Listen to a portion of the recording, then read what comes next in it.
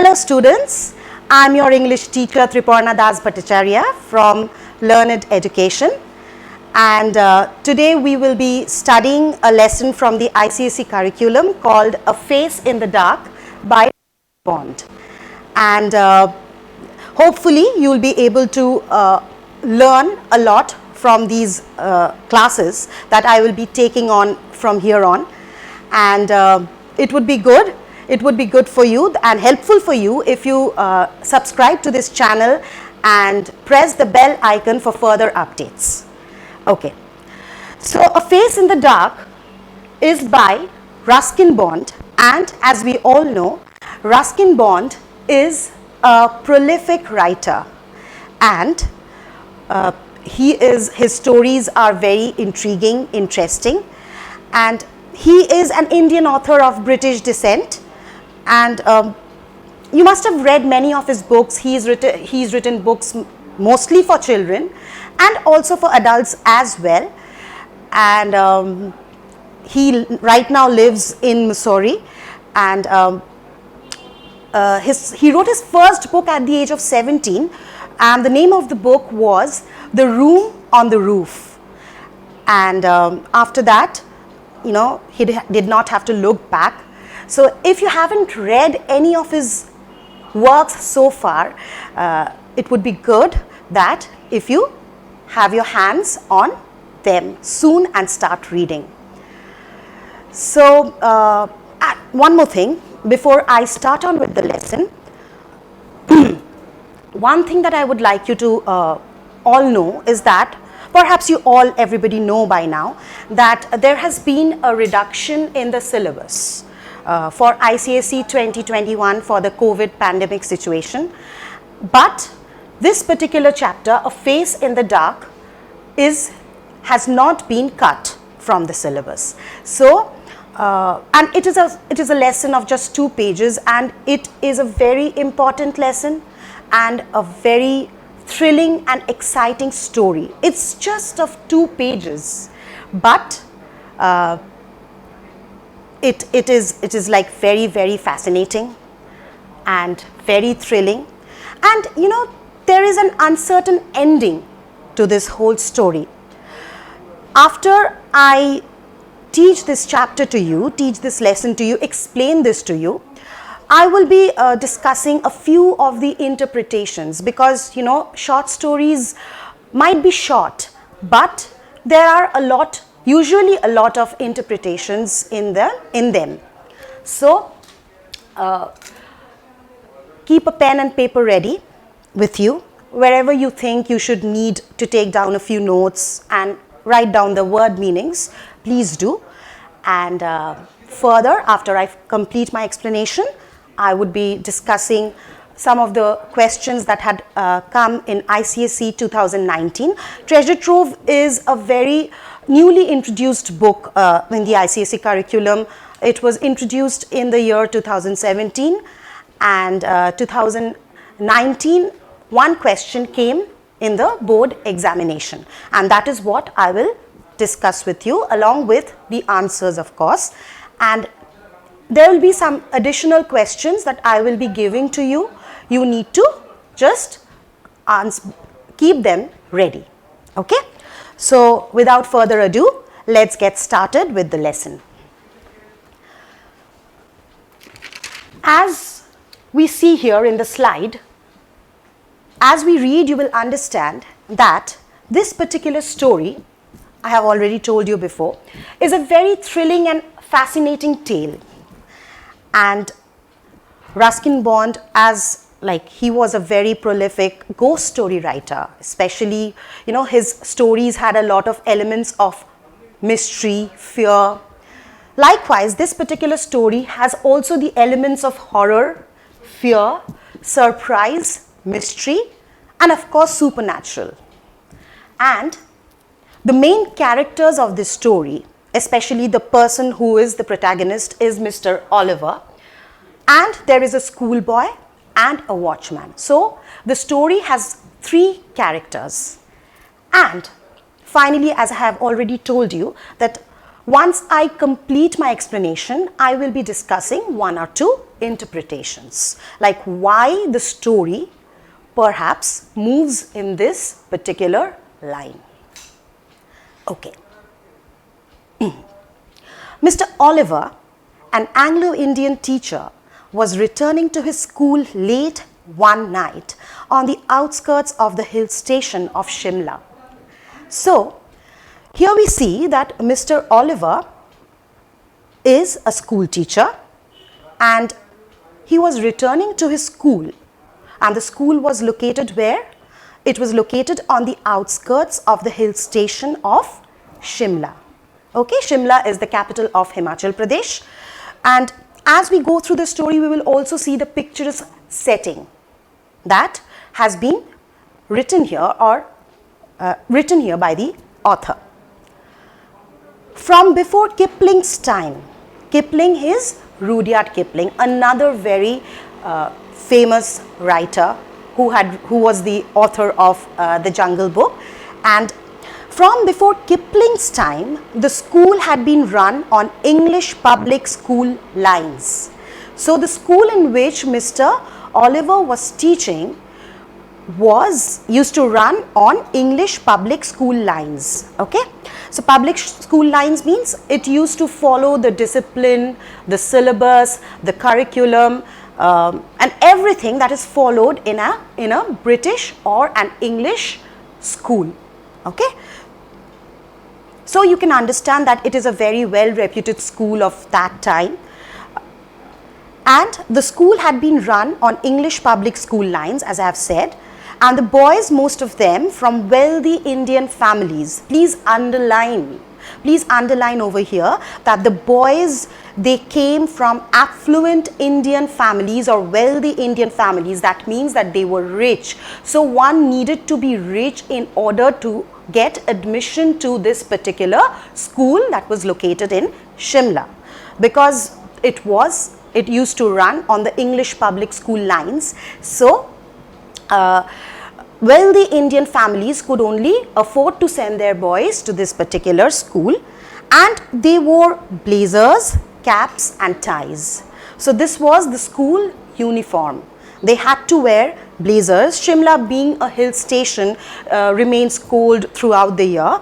So blazers are a must, and of course caps and ties. Okay, so you can understand how these boys had to wear their uniforms. They had to be very disciplined, had to come from a wealthy Indian family, otherwise they could not afford to study in this particular school. Life magazine, which is also a very famous magazine even now, in a feature on India, that is, Life magazine had once written an article on India, had once called it the Eden of the East. Eden is basically, Eden of the East means Eden of India. So Eden of the East, by saying Eden of the East, the writer wants to say that it was actually a very famous, very popular school of India. A boarding school, of course, a residential school. And Eton is a place near Windsor in Berkshire of England. And it is, Eton is England's one of the largest independent secondary school and a very prestigious one. So by saying the Eton of the East, we can understand that this particular school was also very prestigious. Studying here was also a matter of prestige. Okay. The Shimla Bazaar, with its cinemas and restaurants, was about 3 miles from the school. So the Shimla Bazaar, where we will see that Mr. Oliver used to visit every evening, he used to go there. But the distance from the school to the Shimla Bazaar, so the school was located in an isolated area, whereas from the Shimla Bazaar we can understand that it was a very congested place in contrast to the school where it was located. And Mr. Oliver, a bachelor, usually strolled into the town in the evening, returning after dark, when he would take a shortcut through the pine forest. So Mr. Oliver was a bachelor. So being a bachelor, he did not have much work in the evenings, or he did not have to spend his time with the family, so he usually used to be free. So what did he do at that time? He strolled, that is walked into the town in the evening, returning after dark, when he would take a shortcut through the pine forest. So, he wouldn't take the long route back and walk down 3 miles every day, but he would take the shorter route, which was through the pine forest.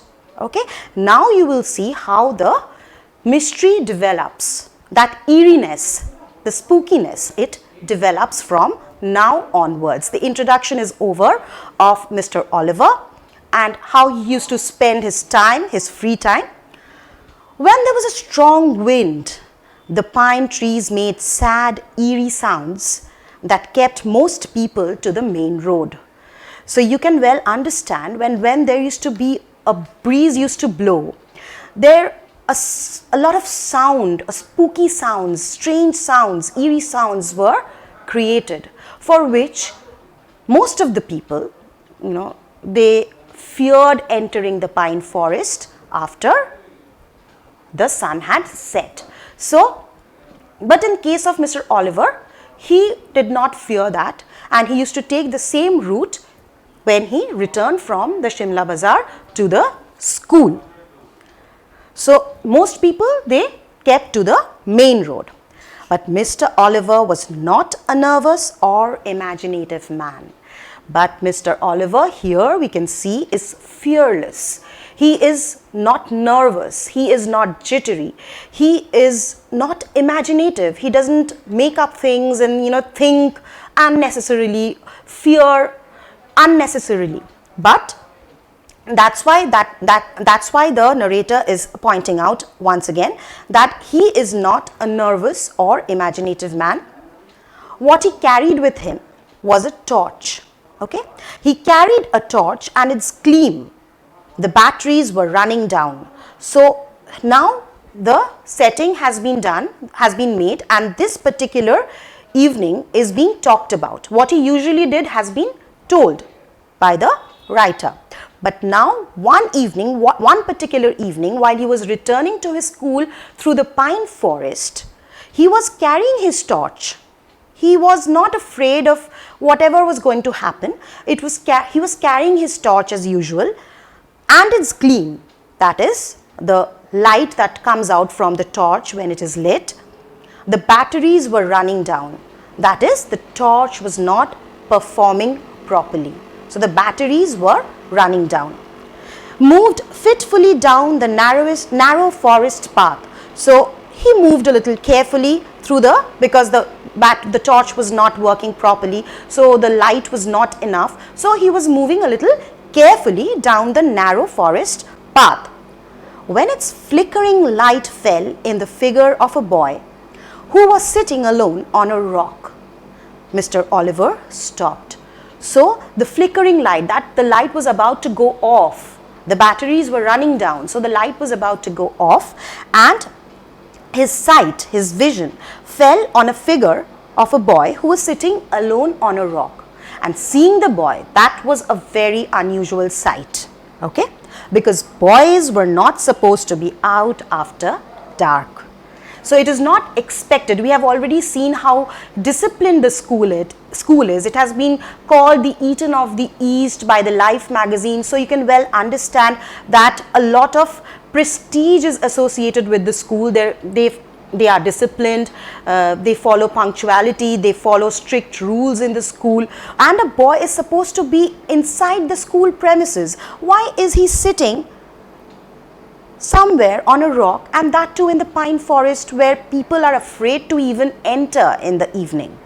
So that was quite a startling thing that happened, that Mr. Oliver experienced. Boys were not supposed to be out after dark. So Mr. Oliver here is a little angry, you can say. He is not enraged, he did not react seeing the boy, but he was of course annoyed seeing a boy outside school when he was supposed to be inside his school. "What are you doing out here, boy?" asked Mr. Oliver sharply, moving closer so that he could recognize the miscreant. A miscreant is a troublemaker. Any person who creates trouble, makes trouble, is called a miscreant. So this boy is being termed or labeled as a miscreant. Why? Because he has broken the rules of the school and has ventured out of the school when he is not supposed to do so. So, what are you doing out here, boy? So, being a teacher, of course, he has the right to ask the boy in a very harsh tone for not maintaining discipline or not following the rules of the school. Asked Mr. Oliver sharply, moving closer so that he could recognize the miscreant. But even as he approached the boy, Mr. Oliver sensed that something was wrong. Mr. Oliver realized that, something was not really right about the boy. Something unusual, something strange. This is not something that was expected. First of all, it was not expected of a boy to be outside his school at this hour. And secondly, even though Mr. Oliver got a little annoyed and he was angered a little bit seeing the boy sitting outside the school, and that too inside the pine forest in the evening, in the dark, when darkness has set in. What was wrong or what was strange about the boy? The boy appeared to be crying. His head hung down. He held his face in his hands and his body shook convulsively. So, why did Mr. Oliver find it strange? Even stranger, what did he find even stranger? He found that the boy was actually shaking convulsively, okay? He was trembling, his head was hung down, and the boy, he appeared to be sobbing inconsolably, but his face could not be seen, it was not visible, but his body was shaking, it was shivering. It was a strange, soundless weeping, and Mr. Oliver felt distinctly uneasy. So the anger which was triggered in Mr. Oliver when he saw the boy was actually subsiding when he saw that the boy was not in his usual manner. He was crying, his head was hung down, and he was, the crying, no sound was being emitted while he was crying. It was a strange, soundless weeping, and this made Mr. Oliver very, very uncomfortable. He thought, how on earth was the boy outside school, and that too, why has he been found in this condition? So that thing was actually striking him a lot. Well, what's the matter? He asked, his anger giving way to concern. So now he started showing a bit of concern for the boy. You know why? Because he's after all a teacher, a veteran teacher of that school, and being in the school, he really felt for the boys. That's why he was associated with the school for such a long time. Like, it is known to us, it is understandable. So that, father-like sympathy gave way to the anger which had developed earlier. What are you crying for? The boy would not answer or look up. So even when repeatedly asked, when Mr. Oliver asked the schoolboy that why he was crying, okay, the boy did not answer him. His body continued to be racked with silent sobbing, and his body was actually, rocking, and there was this, he was crying silently, but he was crying because his body was shaking. He was in a convulsive state, but he was not replying to Mr. Oliver, and neither was he did he stop crying. Come on, boy, you shouldn't be out here at this hour. So this was not the right time for you to stay out. That is what he reminded the boy. Tell me the trouble, look up. So his concern, he is concerned about the boy. So he's insisting the boy, just look up at me. Tell me what your problem is. Discuss with me your problems. Tell me. The boy looked up. So when insisted, the boy finally looked up and faced Mr. Oliver. The light from Mr. Oliver's torch fell on the boy's face. So whatever flickering light was being emitted from the torch, it fell on the boy's face. Ruskin Bond says here, if you could call it a face. Now, Ruskin Bond tells, if you could call it a face. Why? Now we will see. it had no eyes, ears, nose or mouth. So, God knows what the face was like. A face without eyes, without ears, without nose or mouth. Quite scary, quite frightening, okay? Even though Mr. Oliver was not a nervous or an imaginative man, yet when he encounters this boy in this manner, a boy who is faceless, without any features, of course, that sight is going to trigger fear in even the most fearless person. It was just a round, smooth head with a school cap on top of it. So, this was just a face without any features or organs, but with a cap on the top of the head. That was, of course, the school cap. And that's where the story should end. But for Mr. Oliver, it did not end here. So, here the story should end. Why do you think here the story should end? Because, anybody who would encounter such a thing in the middle of the pine forest in the evening, would get a heart attack after seeing this. Maybe because Mr. Oliver was a brave man, was a courageous man, he did not imagine things. The story or his life did not end out here, or he got a shock, of course, but that did not end up in taking up his life. The torch fell from his trembling hand. He was trembling, he was shivering. Anybody, as I've said already, that the most fearless person would start, shivering if he comes across or faces or experiences such a thing.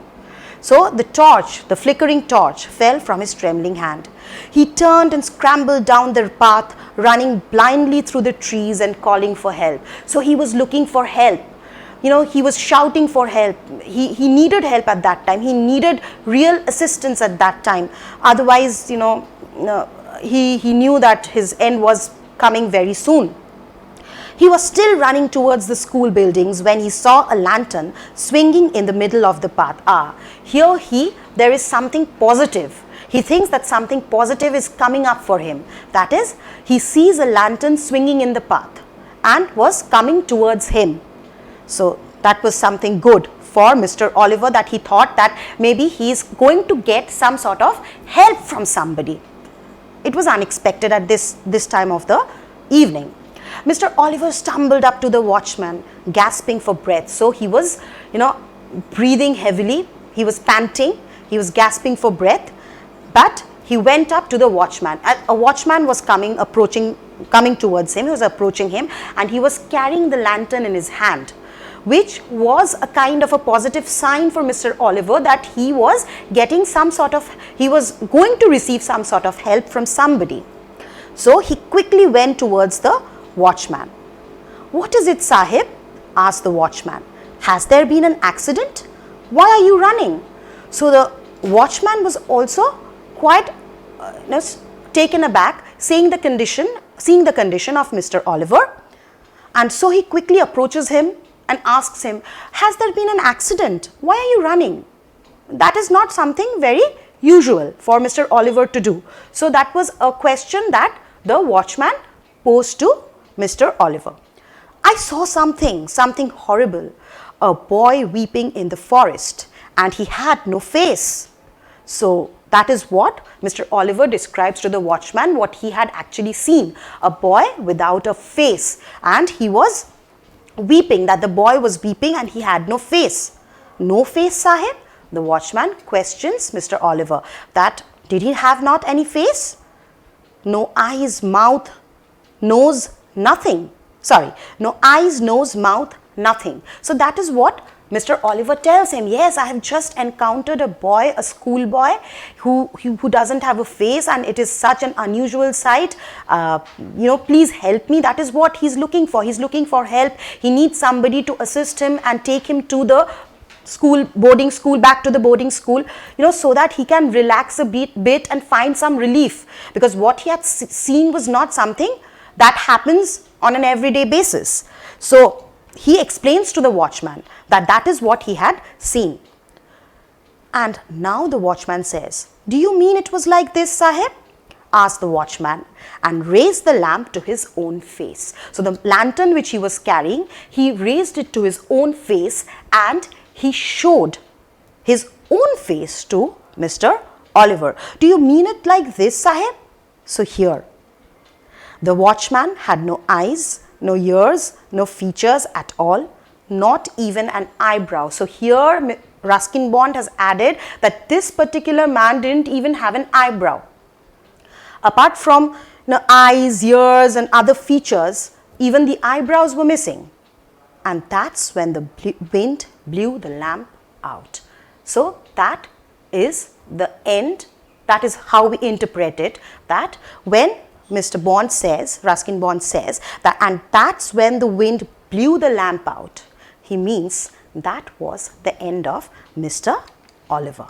So after encountering two such incidents, two such similar incidents, it is impossible for anybody to survive. Even the most courageous man existing on this earth will not survive if he happens to actually come across such an incident one after the other. Okay. So now what we will do is, we will discuss, as I have said, and by now you already know that of course it is a thrilling and fascinating tale, and as we have already read the lesson, by now we know that there are elements of horror, of course. If you directly do not call it a ghost story, but of course there is an element of horror. There is fear, surprise, mystery. Every line in 2 pages, it is so captivating. The story is so captivating. But I will be telling you a few interpretations of the story. See, first of all, Mr. Oliver was a very lonely person. Was a very lonely person because he was a bachelor. He did not have anybody in his family. He used to stay all by himself. So maybe his loneliness used to drag him to the Shimla Bazaar on most evenings, and he used to be back taking the pine forest. He was not a nervous or an imaginative man. He was fearless, he was courageous, bold, whatever adjectives you can use for him. That's why he took that route which others avoided. So his loneliness dragged him to the Shimla Bazaar, and maybe his loneliness, initially he might not have been an imaginative person, but his loneliness could have forced him to think on these lines of something supernatural. It could be. Secondly, monotony in the lives of the boys of the school. Okay. Now how we can interpret this story? First of all, we can label it as a total ghost story, a supernatural story with certain paranormal activities, of course. But we should also discuss this point of monotony, which is very, very important. The monotony of the boys in the school in which Mr. Oliver taught. We should even discuss this because, the lives of these boys was very hard. Each and every day they did not have much variety in their lives.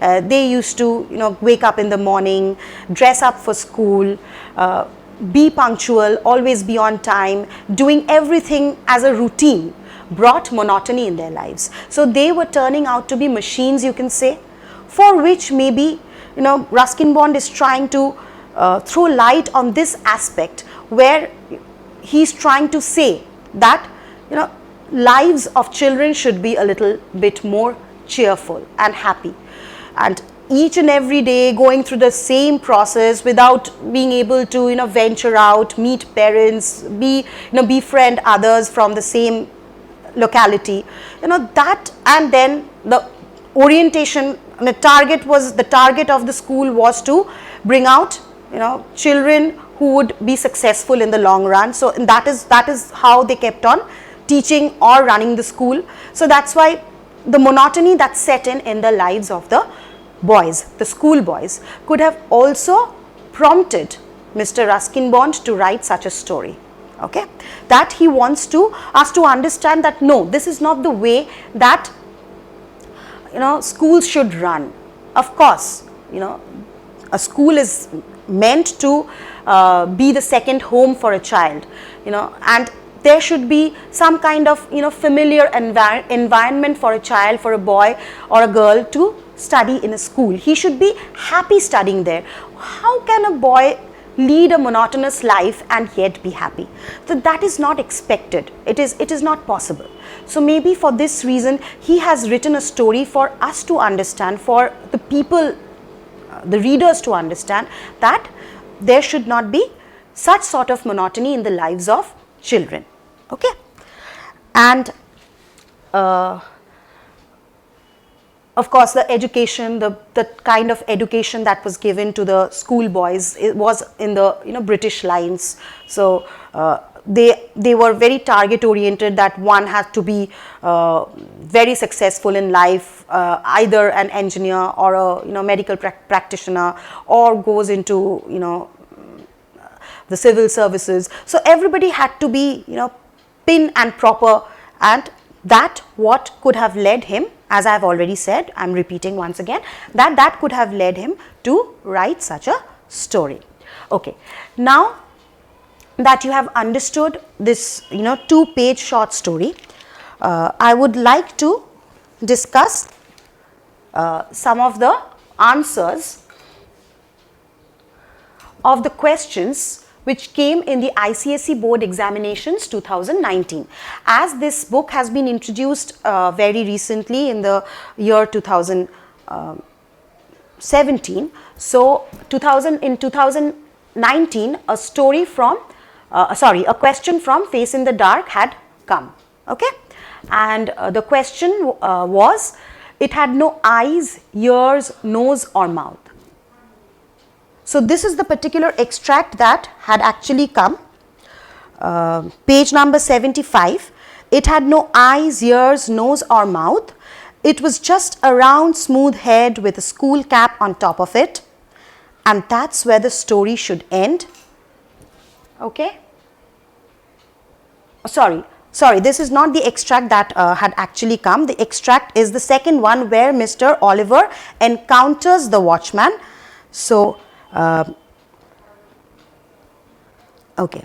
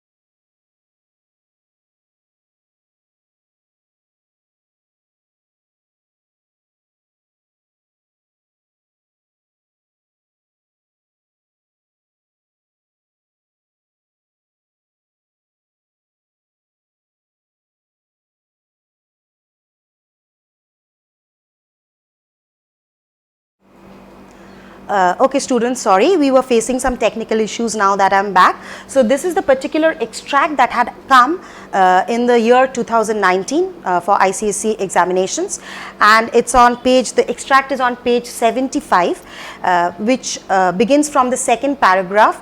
It had no eyes, ears, nose or mouth. It was just a round smooth head with a school cap on top of it. That is, the boy is being described here, and that's where the story should end. But for Mr. Oliver, it did not end here. The torch fell from his trembling hand. He turned and scrambled down the path, running blindly through the trees and calling for help. He was still running towards the school buildings when he saw a lantern swinging in the middle of the path. So this is the full extract that had come, and these were the part questions, and each question you can see The first 4 questions that you can see over here carried 3 marks each, and the last one carried 4 marks. Okay.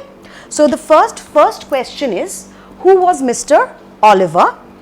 And the second half is, where did he encounter it? See, it is in quotes. So you should always remember that while answering, you should also keep this particular word.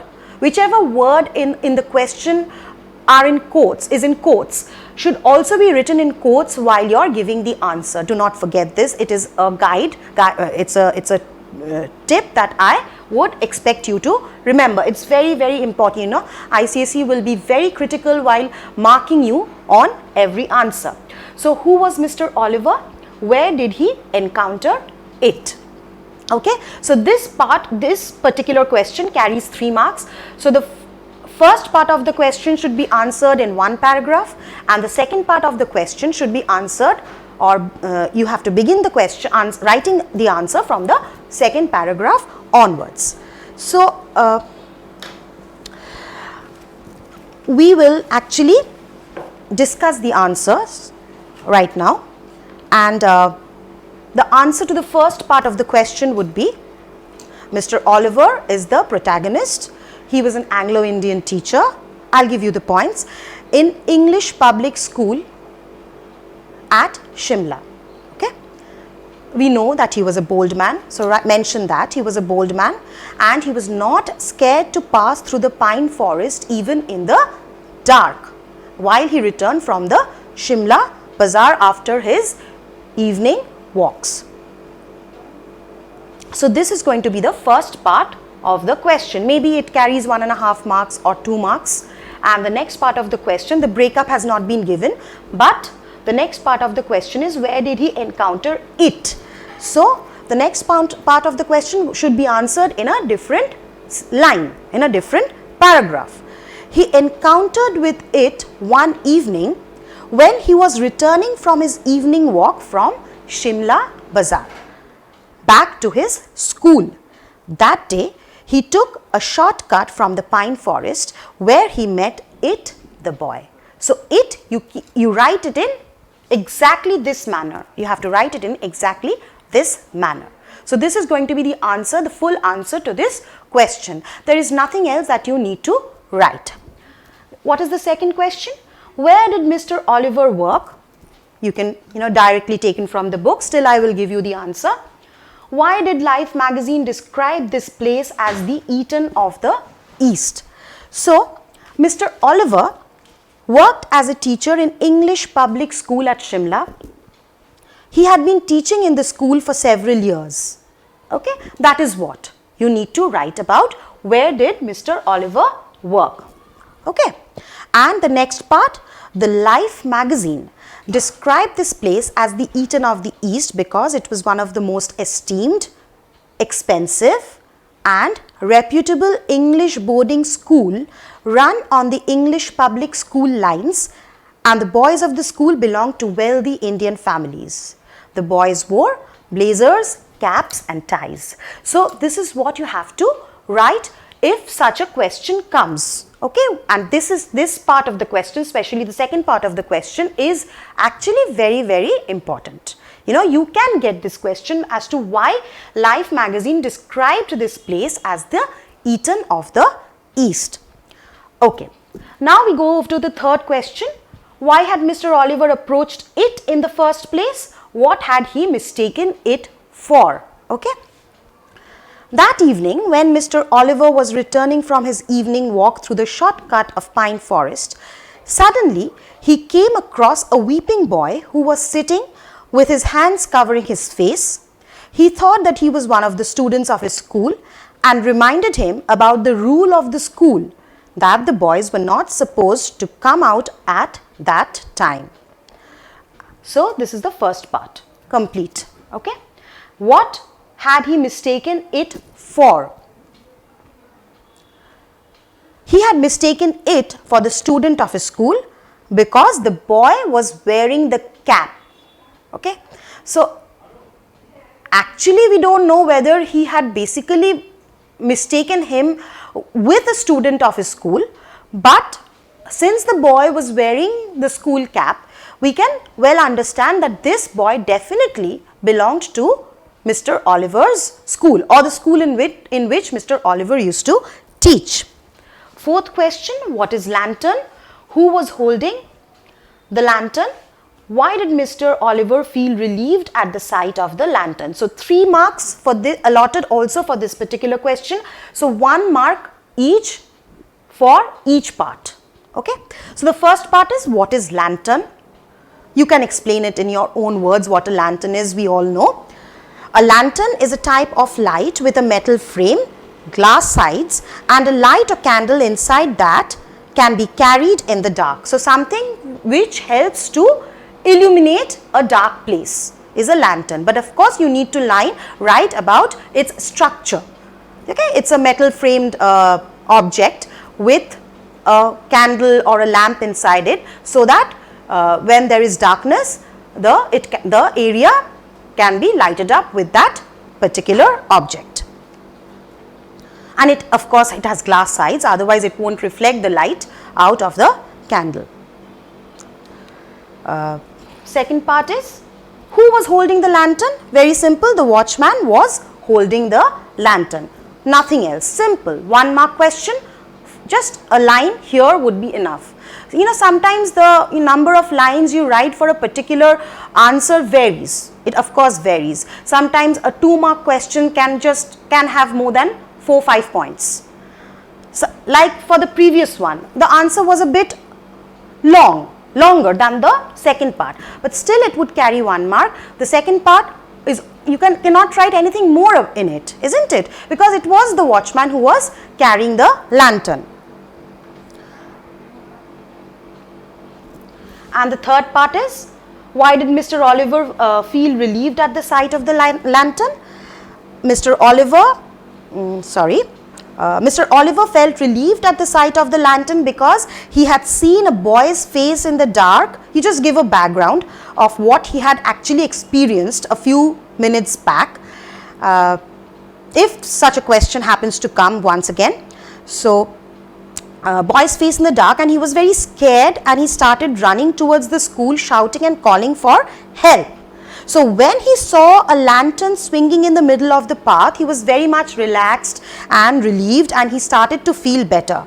And because there was somebody in the darkness to help him, who was there to save his life, who had come there to him maybe as a god.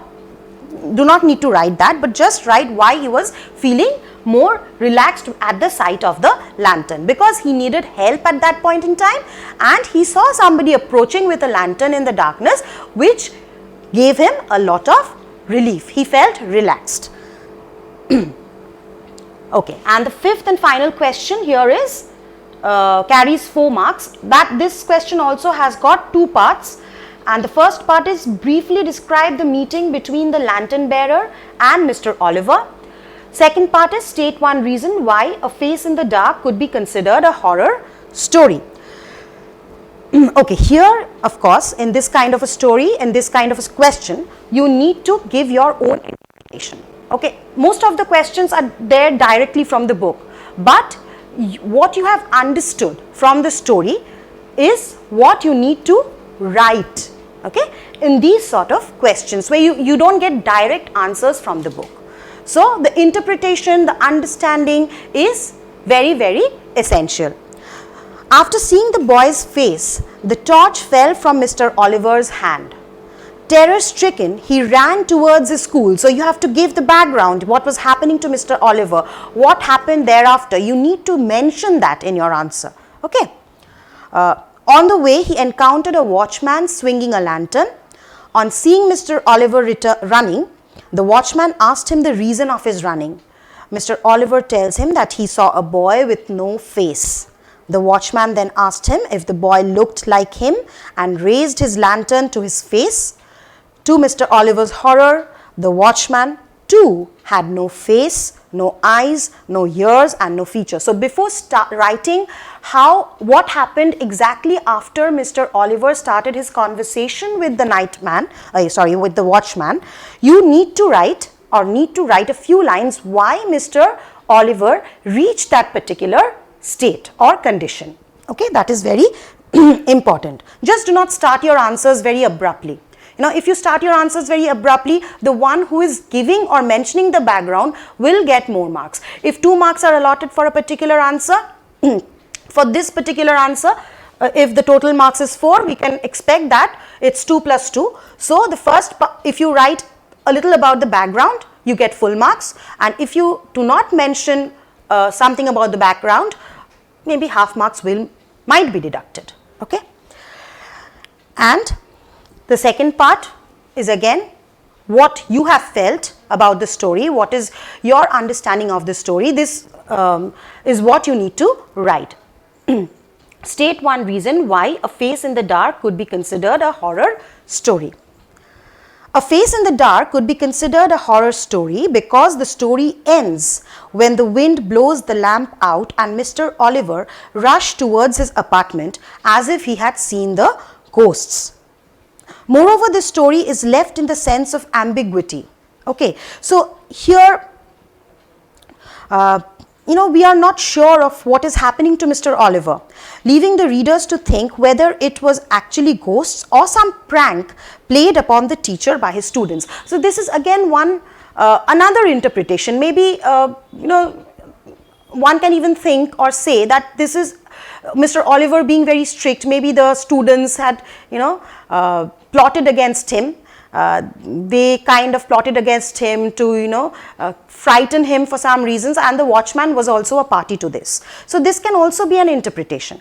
But my suggestion to you would be is that to write or consider it to be a horror story because of the horror elements that have been mentioned in the story. People, stayed away from the pine forest in the dark because it used to create, whenever the breeze blew, there used to be some very eerie sounds, and so obviously for a child it won't be easy for a child to at least venture out and sit somewhere in this kind of an atmosphere just to scare his teacher. So mention about the horror elements of the story and conclude by saying that this is the reason why I consider this to be a horror story. Okay, if not ghosts, but of course a story with some supernatural element. Fine. Okay, so this was all about the question that came in the boards. There are no other questions from The Face in the Dark so far. Maybe 2021 might have a question from A Face in the Dark, we are not sure, but you have to remember that it is a very, very important chapter. Don't think that it's a simple chapter, it's a 2-page chapter, so it's very simple. It's not at all very simple. There are multiple interpretations of the story. I have discussed a few with you. You might have your own ones as well. But before I end today's session, I would like to discuss a few other important questions that might be relevant to you. Okay, so you might get the first question. As you can see, these are some of the important questions, and for the first one you can see it's quite a common one, one which I have already discussed with you. Okay, what was called Eton of the East and why? While explaining the chapter to you and also while discussing the answers of the 2019 previous year's questions, I have told you why the school was called the Eton of the East, what was called the Eton of the East and why. Okay. Second being, how did Mr. Oliver prove himself opposite of his description? Okay, Mr. Ruskin-Bond very clearly states that Mr. Oliver was not a nervous nor an imaginative man. Here, we should expect Mr. Oliver not to get afraid when he encounters such a thing in the forest, such a boy, such a person in the forest initially, or even not be afraid when actually he faces the watchman, because he is not a nervous person, but he does. As while explaining, I told you that even the most fearless man, if he comes across such an incident, that's going to be, very, very difficult for him to cope up with such an incident if it happens to occur in his life. So in that way, Mr. Oliver proved himself to be opposite to that, or contrast. His character, what happened in the end was a very much contrast to which like how he was being described initially by the author. Why was the boy called a miscreant, a troublemaker? Because he is not supposed to be out of the school at that time of the hour, that is in the evening, and that too in the pine forest. He studies in a very reputed, disciplined and prestigious school, a very highly esteemed school. So he has to follow all the rules, and when he is found in the forest, of course, he is supposedly a mischievous boy, a miscreant. Otherwise, he would not have done so. Of course, you need to frame it in a better way. I am just giving you the points. Why did Mr. Oliver's hand tremble? Naturally, it will tremble. When he saw that boy, a person without any face, a featureless boy, a face, that too in that kind of an atmosphere, his hands are bound to tremble. So you have to give those points which are mentioned in page 75 as to why his hands started trembling. What was common about the boy and the watchman? The features, the faceless, without any nose, eyes, ears, mouth. Those are the things that you need to mention for this particular answer. And give reasons as to why you think that the story has a thrilling climax. It has a thrilling climax. It does not have a certain explanation as to what happens to Mr. Oliver in the end. It is for the readers and for us to decide or think what basically happens. But as the narrator has said, that